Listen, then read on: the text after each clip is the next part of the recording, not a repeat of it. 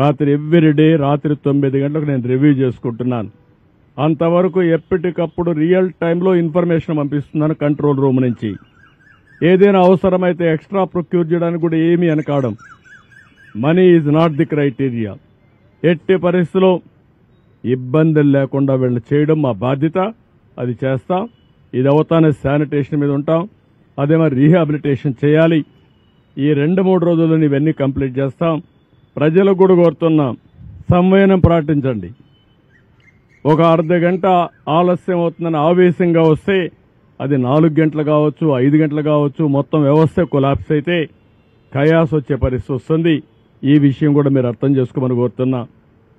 రాష్ట్రంలో ఉండే ప్రతి ఒక్కరికి విజ్ఞప్తి చేస్తున్నా, ఒక వ్యక్తులుగా సమాజంలో బాధ్యత కలిగిన మనం సమాజంలో ఎవరికైనా ఇబ్బంది వస్తే అండగా నిలబడవలసిన బాధ్యత మీ మీద ఉంది.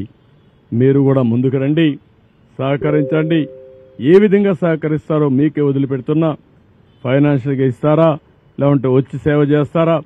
ఇక్కడ విజయవాడలో ఉండే, ఇక్కడ కానీ చుట్టుపక్కల ఉండే ప్రతి ఒక్క వ్యక్తిని కోరుతున్నా, ఇది మనందరి బాధ్యత. సాటి మనిషి ఇబ్బందుల్లో ఉన్నప్పుడు మీరు చేయాల్సిన పని, మీరు వంట చేసి తీసేపోయి ఒకసారి క్యారియర్ తీసి పెడతారా, లేకపోతే పరామర్శిస్తారా, వాళ్ళని లేకుంటే నిత్యావసర వస్తువులు ఇస్తారా, లేకుంటే వాళ్ళకి ఏదైనా కష్టాల్లో ఉంటే ఆదుకుంటారా? ఒక కుటుంబాన్నో ఒక 5 కుటుంబాలను మీ శక్తి మేరకు మీరు చేయగలిగితే అది మనలో ఉండే మానవత్వాన్ని నిరూపించుకున్నట్టు అవుతుంది.